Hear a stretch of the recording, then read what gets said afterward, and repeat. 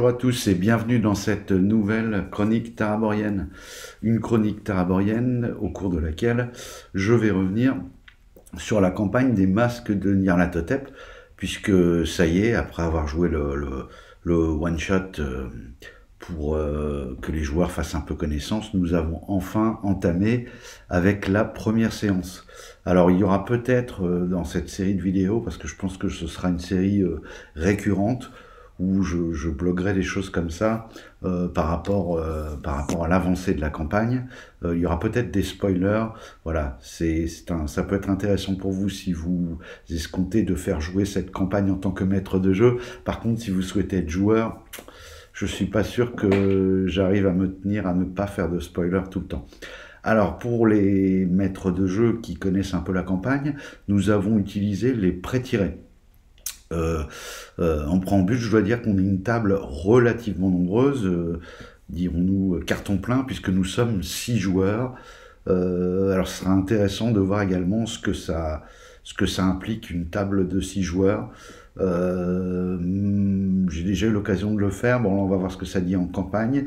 Ma première impression, quand même, sur la première séance, c'est que c'est à la fois plus riche parce que y a beaucoup plus d'interaction et de roleplay entre les joueurs, et d'un autre côté, j'imagine que pour les joueurs, c'est peut-être un peu plus difficile de réaliser les prises de parole, puisque du coup, il faut, entre guillemets, potentiellement interrompre une des 5 personnes restantes.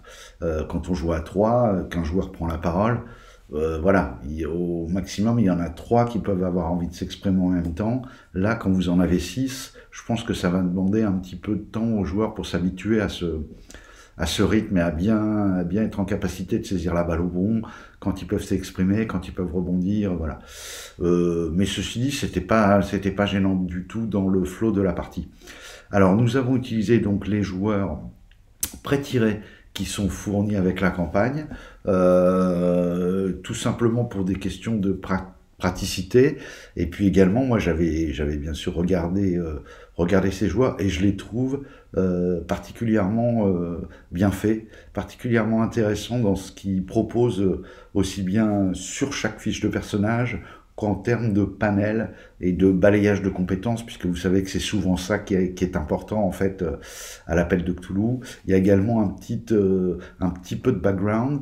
Quand je dis un petit peu, c'est qu'il est succinct. Ceci dit, de chacun des backgrounds sous-entend quand même pas mal de choses et oriente évidemment le roleplay que vont devoir assigner, enfin que vont devoir faire les joueurs. J'ai donné bien sûr libre champ à chaque joueur pour broder sur ce background de base, et d'ailleurs je dois dire que ça a été fait plutôt avec brio. Alors nous avons donc le linguiste Johann Braun, qui est un linguiste allemand. Nous avons Madeleine Brown, qui est une anthropologiste qui vit à Brisbane en Australie. Nous avons Archibald, son nom est Archibald Winston, qui est un ingénieur afro-américain. Nous avons l'ancien médecin militaire Arthur Dibden. Nous avons également l'ancien soldat indien Pranit Dillon, et nous avons pour finir un autre personnage afro-américain en la personne de Winston Green, qui, si ma mémoire est bonne, est archéologue. Donc vous voyez, on a une troupe avec à la fois des joueurs des personnages orientés plutôt action, et un panel d'érudits qui vient se greffer à la troupe. Donc c'est assez riche.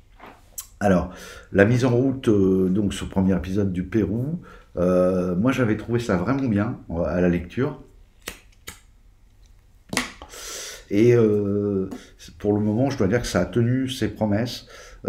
Connaissant la suite, connaissant déjà la campagne, je trouve que c'est assez bien fichu. On démarre avec un premier scénario, alors là, donc attention spoiler, qui est quand même plutôt orienté action, mais en même temps, les auteurs ont se sont arrangés pour que dans la façon dont sont présentées les choses, il y a une espèce de petit questionnement également pour les joueurs. En tout cas, c'est comme ça que ça a fonctionné à ma table. Et pour les quelques parties que j'ai regardées en actual play pour voir un peu ce que ça disait, c'est souvent le cas également, et ce qui prouve ce qui prouve que ça fonctionne bien, puisque voilà, à chaque fois les tables ont des réactions un peu similaires, et ce qui se développe, la façon dont le propos se développe, est un peu similaire à toutes les tables que j'ai pu voir. Euh, que dire d'autre j'ai été confronté à entre guillemets, une problématique dès le début, et c'est très bien parce que ça va me poser un peu des jalons comme ça quant aux problématiques que je vais risquer de rencontrer dans la campagne. Donc moi j'ai trouvé ça en tant qu'observateur pour faire évoluer le fun et la qualité des parties, des informations très intéressantes. À savoir, vous réunissez 6 joueurs à une table. Il y a des pratiques qui sont... il y a autant de pratiques que de joueurs, hein, c'est un peu l'équation... voilà, à 1000 inconnus du jeu de rôle. Là, par exemple, grosso modo, on a 2 types de personnages, j'ai trouvé, qui sont donc incarnés par les joueurs. On a les joueurs qui ont choisi de faire énormément de première personne, y compris poussant le vice, entre guillemets, je plaisante bien sûr, jusqu'à interpréter des accents, parce qu'ils ont jugé, à juste titre, je dois le dire, que ça faisait partie intégrante de la constitution de leur personnage, et que ça serait pour eux un mode de roleplay qui serait fertile, et ça fonctionne. Et nous avons un deuxième groupe de joueurs qui, lui, est un peu plus dans son roleplay sur du retrait, en fait, qui ne joue pas nécessairement les actions, qui va être plus un petit peu plus sur la réflexion, l'action, que le roleplay à proprement parler. Ce qui fait que ça s'équilibre comme ça selon les scènes qu'on joue. C'est assez intéressant. Et je pense que ce qui va se passer, c'est que petit à petit, il va y avoir un juste milieu qui va se trouver, et j'ai bon espoir de dire que ça va s'harmoniser. En tout cas, là, ça a très bien fonctionné, puisque chacun des joueurs a vraiment joué le jeu. J'ai trouvé que chacun, dans leur style, entre guillemets, avec leur touch et leur pratique personnelle, ils sont quand même dans quelque chose de... voilà, déjà on sent que c'est une table de joueurs motivés. J'ai pas repéré de joueurs voiture-balai qui se fait tracter. Chacun y va de ses réflexions au sens propre ou au sens figuré, et parfois les deux. Et donc ça fonctionne plutôt bien. En termes de... comment dirais-je, de rythme, nous avons joué 5 heures, et je dois dire qu'on a bien avancé, puisque, encore une fois, par rapport à ce que j'ai pu voir sur d'autres parties, nous sommes arrivés en 5 heures à jouer l'équivalent de ce que les tables jouent à peu près en 2 séances de 3 heures, donc en 6 heures. Donc bon, ça je m'y attendais. Le fait de faire des longues séances, en fait, on élimine toute la mise en route où les joueurs sont un peu mous, et généralement la fin où toute la table est un peu molle. Du fait également que nous ne jouons pas en soirée mais en journée, on a pu vérifier le bien fondé en termes de disponibilité, j'allais dire physique et intellectuelle, de la part de chacun des gens présents à la table. C'est-à-dire que on est frais, on attaque le dimanche après-midi, donc on a une petite matinée de dimanche, j'imagine un peu tranquillou pour chacun d'entre nous, et on est capable de jouer, voilà, on a attaqué le truc à 13h30, et on a fini à 18h30, et je dois dire que tout le monde était dedans, il n'y a pas eu ce petit coup de mou qu'on peut ressentir quand parfois on joue en soirée. Voilà. Et autre phénomène intéressant aussi, surtout que c'est un peu une philosophie à laquelle je suis de plus en plus sensible, c'est le fameux jouer peu pour jouer mieux.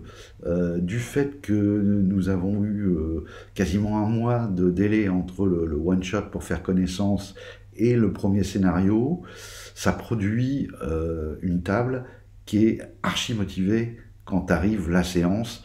Ça replace la partie de jeu de rôle comme étant un événement un peu, entre guillemets, attendu et exceptionnel. Et ça fait du bien par rapport à ce que j'ai pu vivre ces dernières années, où du fait de jouer en virtuel, c'était un rendez-vous hebdomadaire, et on sentait bien, en tout cas moi je le sentais en tant que maître de jeu, que certains soirs, parmi les gens qui se connectaient pour la partie, certaines personnes étaient là juste parce que c'était, voilà, nous on jouait le mardi soir, bah, c'était mardi et ils s'étaient connectés puisque c'était soit une série Netflix, soit une partie de jeu de rôle. Donc voilà, je schématise un peu, mais voilà. Et là, c'est autre chose. Là, les gens, voilà, ils sont là, ils savent pourquoi ils sont là, ils sont en demande, et ça, c'est super plaisant. C'est plaisant pour le maître de jeu qui a fait la préparation, et je pense que c'est aussi plaisant pour les autres joueurs qui sentent tous qu'il y a du répondant autour de la table, et voilà, et que tout le monde est là, sait pourquoi il est là, etc. Donc une première partie très encourageante.